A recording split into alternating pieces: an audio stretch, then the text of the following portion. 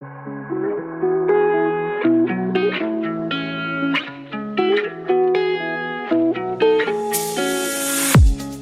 listening to an AINC original podcast.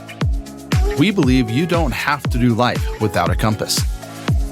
Let us be your guide on this amazing journey. Welcome to Navigating Life with Vision Loss. Well, everybody, my name is Jonathan Price, and of course, no, this is not Kim Wardlow. Kim is actually on vacation, and so she deserves a nice, really long, relaxing vacation after the intensity of, the concert in the dark and all the other stuff we have going on. So it's been exciting times around AINC. We are in the process of going through a name change and some rebranding. So lots of meetings with different companies and getting out all that together. So she deserves a much needed rest. But so today I am taking over the show. Again, my name is Jonathan Price, and I am the podcast producer here at Audio Information Network of Colorado. And my guest today is none other than Denny Moyer. And Denny has been on, I know you've been on Aftersight at least once. Yes. Have you been on any of our other shows? I think you've actually been on Navigating Life with Vision Loss with Kim back when we first started. Or do I have that wrong? I'm not remembering that. So I'm going to go. Well, I know you've been on Aftersight. I have, yes.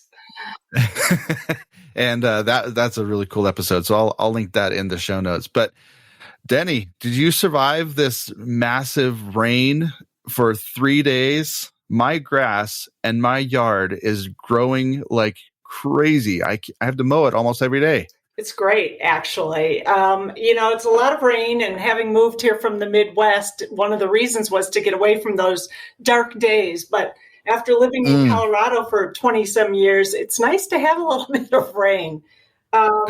It is. Yes. And everything is smiling. Everything is blooming. And yes, the grass is growing, but it's green, and who knows how long that'll last, right? Yep. My daughter on Thursday, or this last Thursday, she said, "Dad, how long has it been raining?" And I was like, well, it's been raining, I think, since Tuesday. She's like, "Dad, I miss the sun." And I was like, "Don't move to Seattle.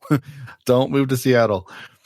And so she had a good laugh at that. Tell me, Denny, what is your favorite part about May? About May? Mostly that things start to bloom. I love walking because all of the scents from all of the different trees, the lilacs, and yes, I absolutely adore that time. Unfortunately, I also have allergies, so I go home and I start sneezing. But just there's no other time of the year where it smells like this. I love the fall because of the smell of the leaves and, falling and things like that. But it doesn't even come close to comparing to, I think, the scents in the springtime. It's phenomenal. Do you eat local honey? I do, actually. And it does help. Way too much of it. Yes, it does help. A little quick tip for everybody out there. If you can find the most local of honeys, it will actually help with your allergies because they pollinate from the flowers that are around you. So little health tip for you out there. So I personally like fall better. You mentioned fall, but I do love the spring, the lilacs. And the thing that bothers me the most about the spring is that, it'll be beautiful one day up to 80, almost 90 degrees, and then it'll be 40 the next day. And it's just like this weird balance in all the pressures and the weather. And so that's annoying, but that's Colorado. I mean, you grew up here, you understand that that's Colorado. Yes. So, well, Denny, you work with Ensight Skills Center, and I'm going to turn the floor over to you to kind of give us a general overview of what Ensight does, and then we'll kind of wrap it around the idea of employment, because for May, we're talking about employment and how blind, visual impaired people can find employment with different companies through different skills training, through different modalities. So give us a little bit of background about Ensight Skills Center. You guys are in Fort Collins, correct? Our headquarters is in Fort Collins. Yes, but we serve throughout the state. Anywhere that we're actually needed, we will provide services. And we also have a physical building in Greeley, Colorado. So the Ensight Skills Center, we are coming up on, 22 completed years in service. Wow. I know. July, it just astounds me. It really does. But it really speaks to the need in our state, nationally, internationally. There's a lot going on statistically. People doing research. The big data project is being released in Colorado today. And to me, the fact that we have so little infrastructure is almost frightening. But the Ensight Center began because of my own vision loss. My background's occupational therapy, and then I also have a degree in healthcare administration, and which came later. Because once you start a nonprofit and you don't have a clue about business, you find out very quickly that you need to have more education. Yes. That just having a degree absolutely isn't going to do. That's right. But that's, when that all came together, and that came together from a course that I took on optometrists and occupational therapy practitioners working together in low vision, which I had never heard of. And so then in 2001, we opened, and we have just been seeing, our numbers grow every year. Yeah. It's amazing to me how much they grow. Yep. It's so hard to keep up with the number of people who need the services. So we provide, and this would be at all of our locations, a doctor, an optometrist generally, who specializes in low vision, and an occupational therapist who also is a specialist in low vision, will provide an evaluation that takes about an hour and a half. And so it's a one-on-one, well, I should say 2-on-1 with the patient to assess what are their needs, what's going on with their vision. So whenever we tell people that they're going to be seeing a doctor, they think, I have seen so many doctors already. What are you going to do differently? Well, we're assessing now what is your need as a person who has lost vision and will probably continue to lose vision. And we look at, their low vision acuity. We look at how well they're able to use their remaining vision. We look at if they're employed, what do they need to be able to continue to do? If they're not, what do they need to be able to continue to do as, a homemaker, or, a child with vision loss who is going to continue on in school, those kinds of things. So we're looking for what are their goals? What do they need to be able to do? And then the occupational therapists, we also have orientation and mobility specialists. We have peer one-on-one coaching for adjustment vision loss. We offer support groups. All of those things are done then outside of the office. The only time somebody needs to come into one of our offices is for an evaluation. And and after that, we train in the home, we train in the schools, we train in the workplace. We go out into the community. It depends on where they need to be successful. Because that's what's important. What happens in a clinical setting is one thing, which is great for doing an assessment, but it's not great for training somebody. You need to be successful in your home, in your workplace. Right. Those kinds of things. So we provide all of those services in order to try and help people to not only adjust, but to live productive lives. I think it's absolutely important. The adjustment period, when I lost my vision, the adjustment took a long time. And part of that was nobody had ever referred me for any kind of services. And I think I was in denial for maybe 10 years.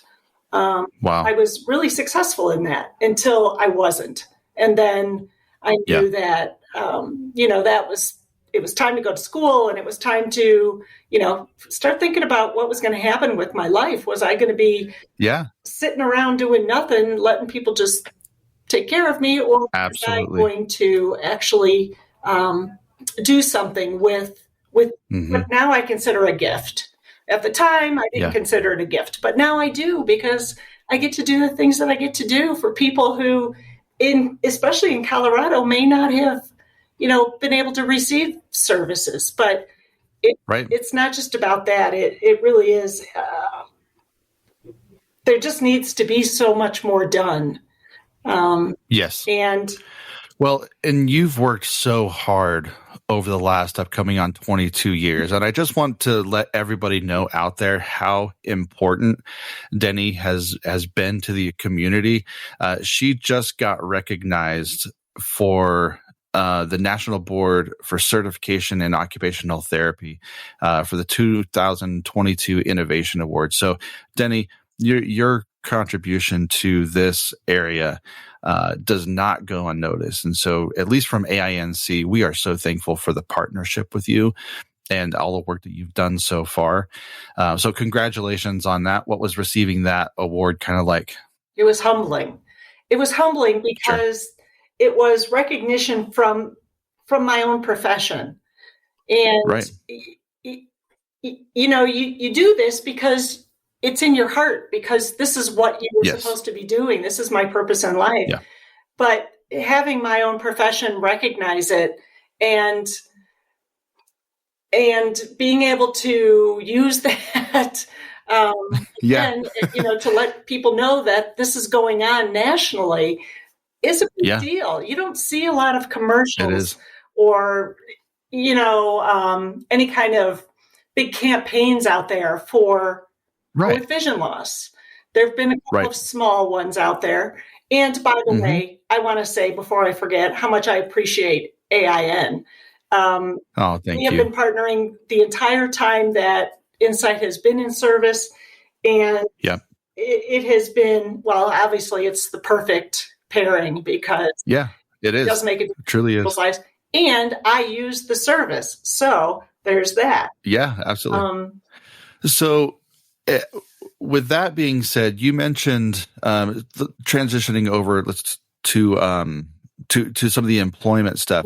You were talking about in your last couple comments about going to people in their workplace and trying to help them train in their workplace and developing either skills with new technology or trying to figure out how to get around, or what are some of the skills if somebody is employed or they are looking for employment that they need to take into consideration, and what does a training session in a employment environment look like versus what it would look like at your facility? Okay, wow, that's a big question. Sorry, no, I'll throw it all at you. So there's a couple of parts to the whole vocational and employment program as far as Ensight is concerned. So there are actual courses that we offer to train people to get jobs. But that's the piece that you're asking about is our staff actually going in and helping people. We've all heard about, ergonomics and helping people to set up a desk that's ergonomically correct and all of that. Right. And it's much like that in that we help not only the client that we're seeing, the consumer that we're seeing, but the business see what the needs are for the person that we're actually working directly with. So for our consumer. And so we go in and we, first of all, look at their workspace. We have to have some sort of an analysis of what their job actually is. What do they need to be able to do? And we go in, we look at their workspace, and we can make recommendations, some for safety, although safety is not the biggest issue. The biggest issue is to be able to complete your tasks, and often that has to do, they're visual tasks, right? Even if they're totally non-visual, the tasks that we have to complete are visual tasks. And it feels like such an oxymoron to say that the tasks are in this situation are more important than the safety. That's such a kind of like backwards mentality from what we've all been taught. I know, but I love it. And the safety part is important, and making sure. Right. Yeah. That's one of the obstacles for people with vision loss getting employment is everybody is worried about safety. And if they've had, if we have had proper training, then the safety issues are no greater than they are for somebody that has normal 20/20 vision. Sure. Sure. Yes, we trip, we fall, but who doesn't? People trip over cords. I was walking on a tile floor, and now I stepped into the carpeting, and my feet, Yep. they caught or what. Yep.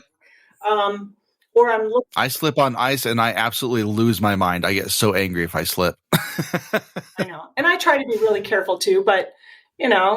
we're mobile people. We're distracted by our phones, I've always got earbuds in. I'm always either listening to a book, listening to the news, listening. So we get distracted. But when we go into the workplace, we want to be sure that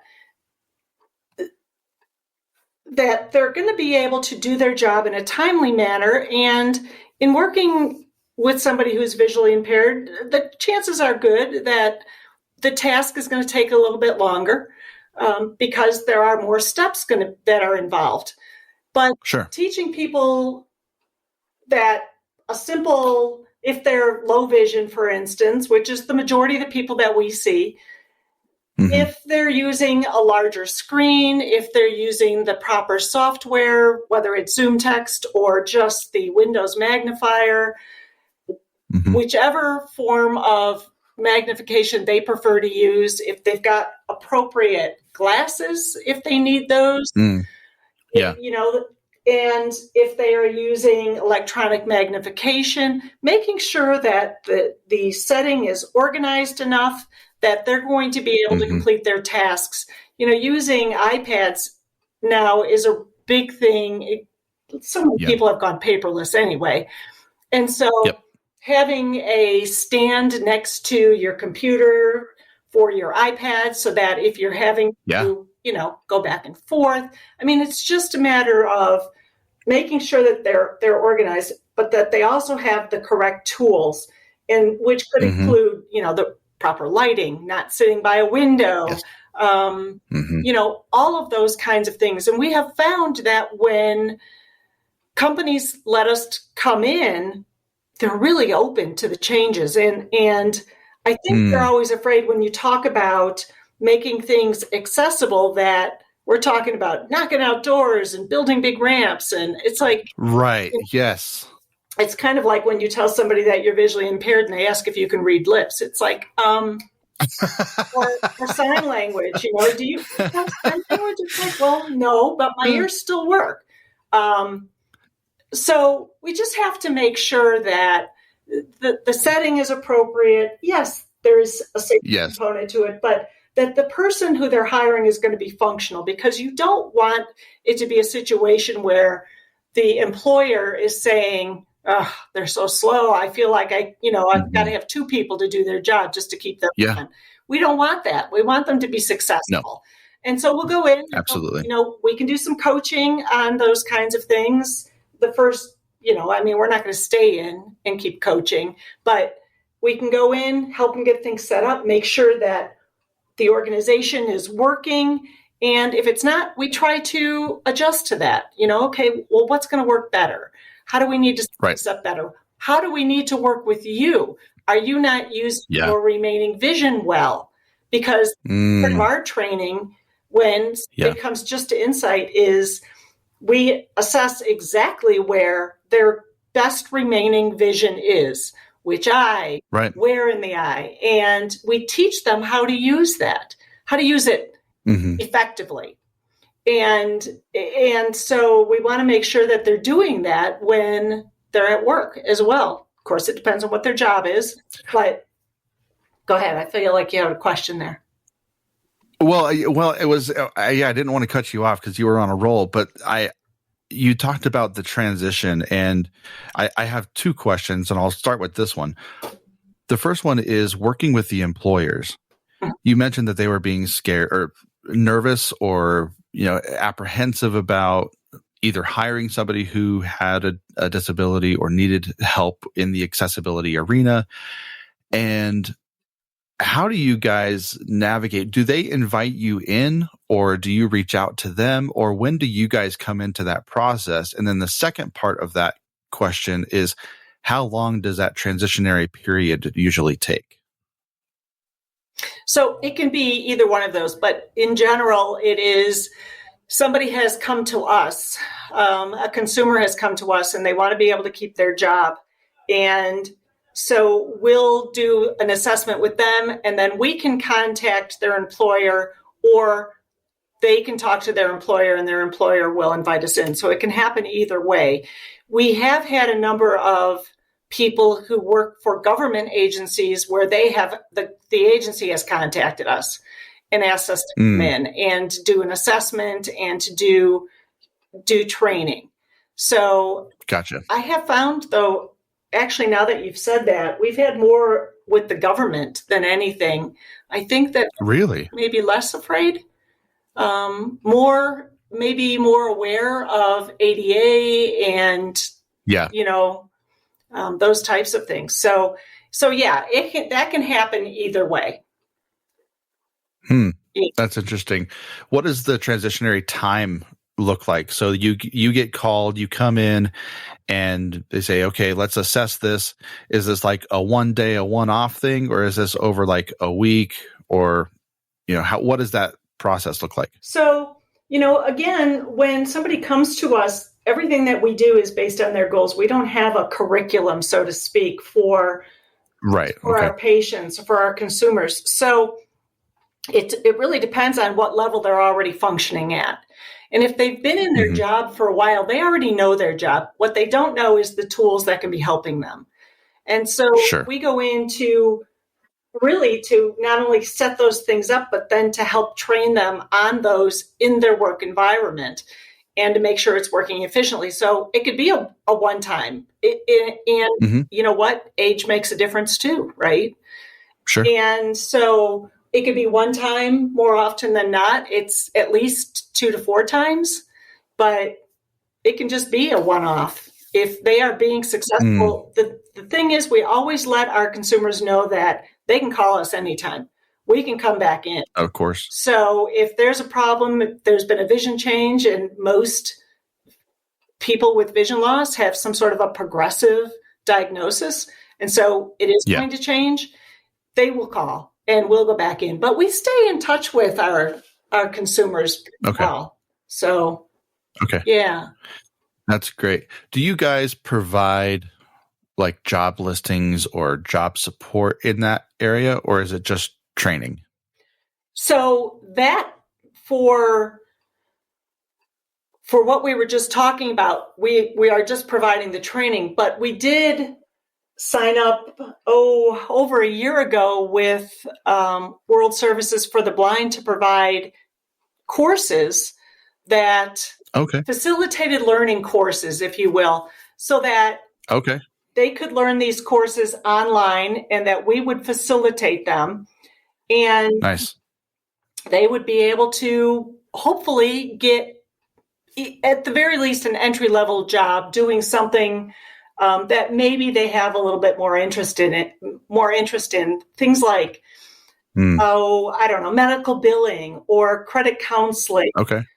They could just be doing support on the phone. And a lot of these that are offered, they could do from home, just off of their computer, and which I think I have mixed feelings about working from home, and I work from home part-time now too. Ever since COVID, everybody works from home part-time. Right. Yeah, exactly.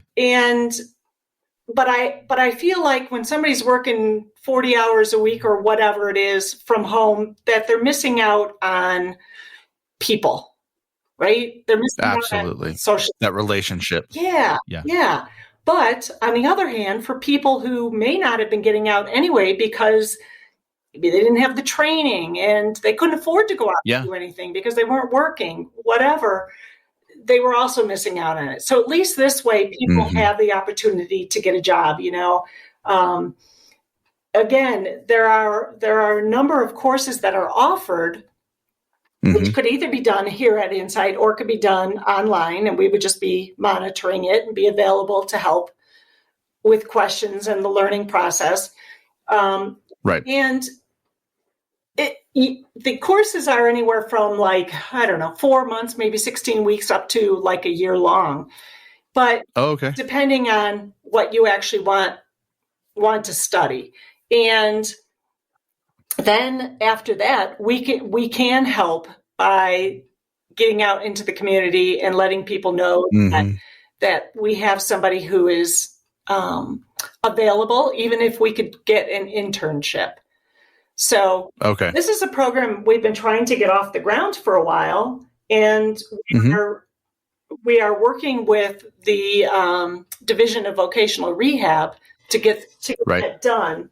And it's been slow going. I'm not 100% sure why, but it has been slow going. But we continue to push on that, because I think it's important. As we know, you know this, Jonathan, that the employment rate for people with vision loss is 40%.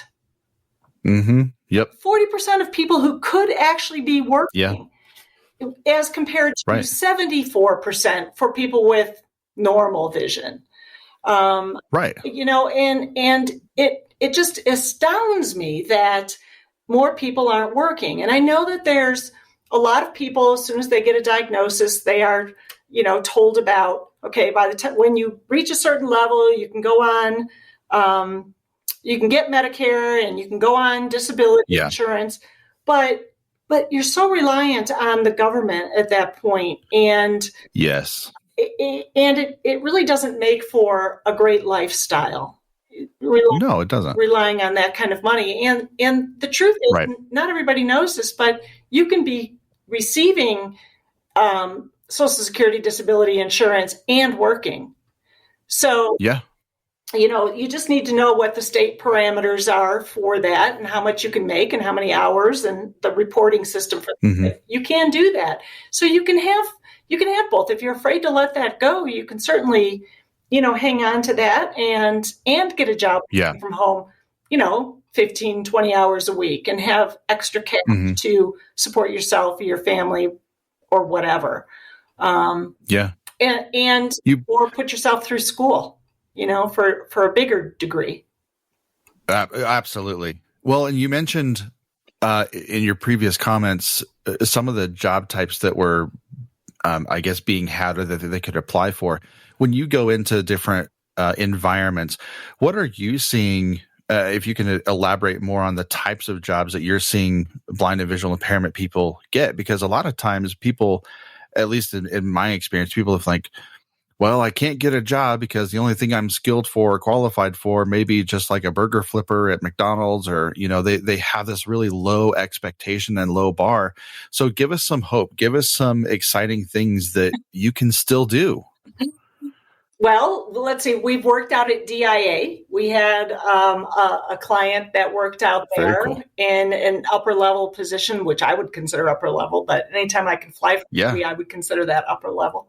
Absolutely. I can travel for free. Yay. I'd love to travel, man. I know. I'm a big traveling person, but the person was losing the ability to be able to find their way around the airport. And then with all the construction, that became an even bigger issue. So the biggest issue for them was being able to get from point A to point B. That was a big issue.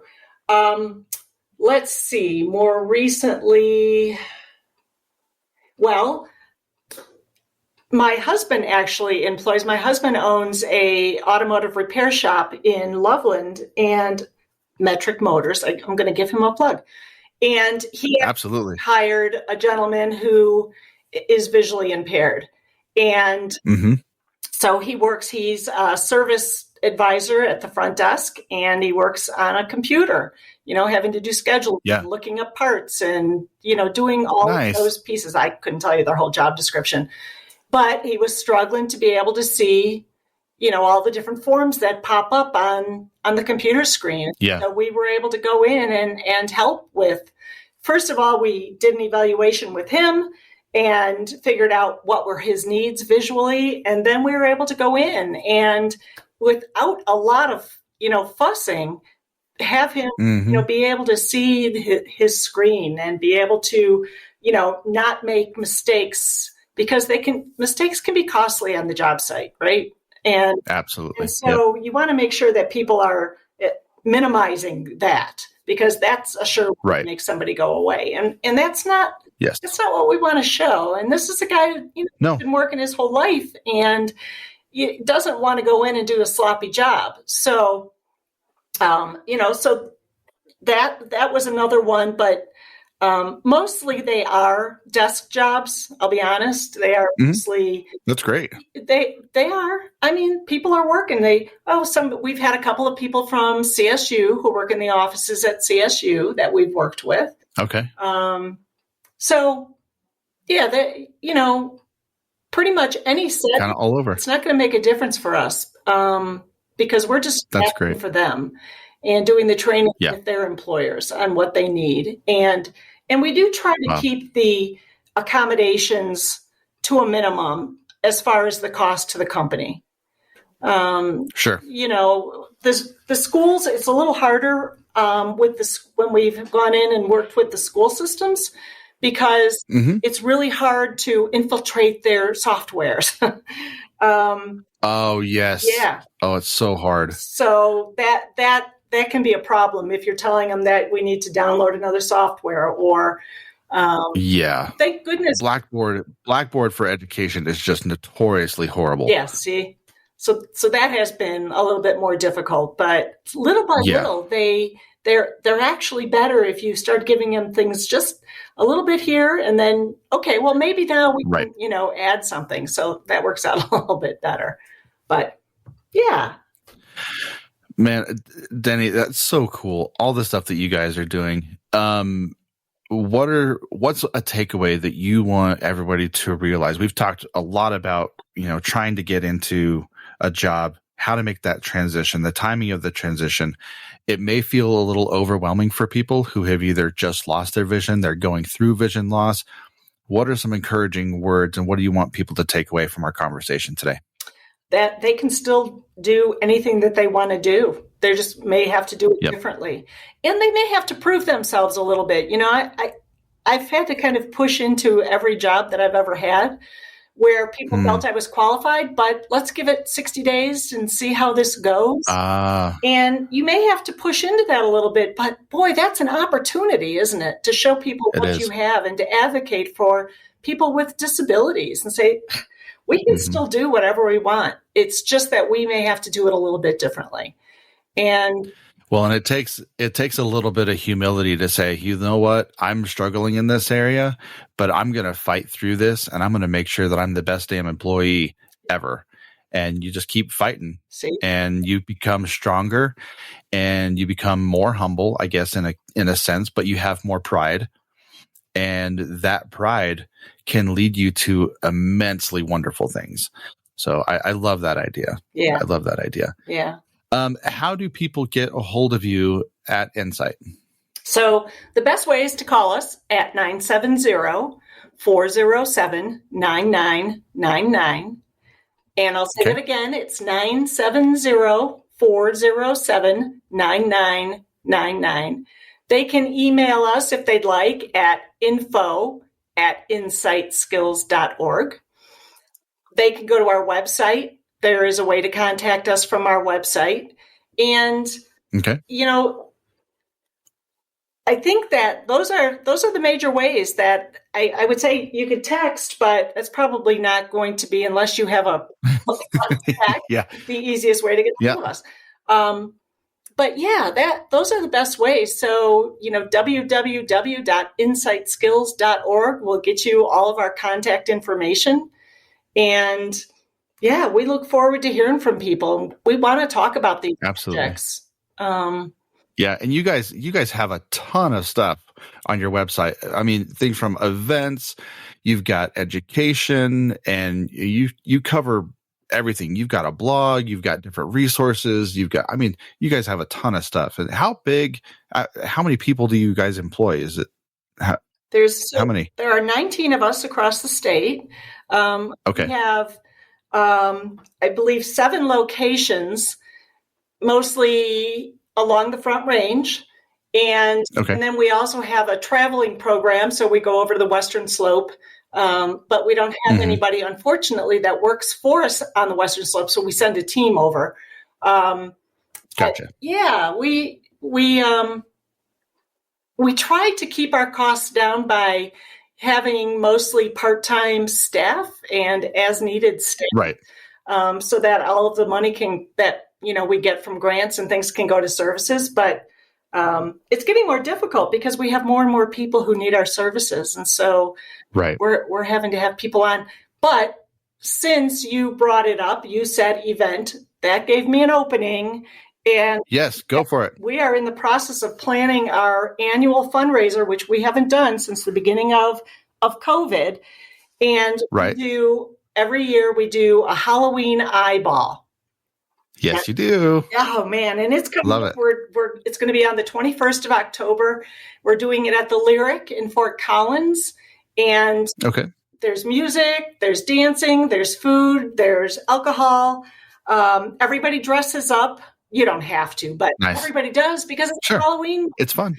And and it's just it's a really good time. And there's two purposes, obviously fundraising, it's a fundraiser, but also to bring awareness to the community about vision loss and the needs. And so anybody is welcome. The tickets will go on sale before too long. They're not out yet, but boy, save the date. And we're going to have scary movies playing in the background. It's going to be a blast. It really is. And Jonathan, I hope you'll come. Oh yeah, I'll be there. Good. Yeah, for sure. Okay. For sure. Here comes. How can people donate to Ensight Skills? I see the donate button on your site. Is that the best way, or is there another way? No, that's actually the best way. If you want to give us a call and say, I want to make a donation, we're happy to do that right over the phone. Absolutely. They can send a check in the mail. They can, any way they want to do it is great. But probably the easiest way would just be to click on that button. So cool. Go to the website. Sounds good. www.insightskills.org. That's right. And so we'll link all those things in the show notes. But Denny, I'm so thankful for having you on the show. Thank you so much for all the work that you're doing for the state of Colorado and for blind and visual impairments. You're such a blessing to this community. So thank you so much. Thank you, Jonathan. Boy, with that said, we have the White Cane Project for AINC. So if you know somebody who is going through vision loss, or you yourself are going through vision loss, we do have a program where you can receive a free white cane. All you have to be is a Colorado resident. You do have to have a sense of vision loss, and you can either purchase it for somebody in your family, or you yourself can just say, hey, AINC, we need a cane, and we'll give it to you. And I think we've given out quite a few. I don't know the exact number off the top of my head, but it is awesome. And so contact us if you have any questions about that. You can visit us at aincolorado.org. With that being said, again, Denny, thank you so much for coming on. It was such a fun conversation with you. Thank you, Jonathan. I enjoyed it. Absolutely. Well, for AINC, Kim Wardlow, this is Navigating Life with Vision Loss. We'll talk to you guys later.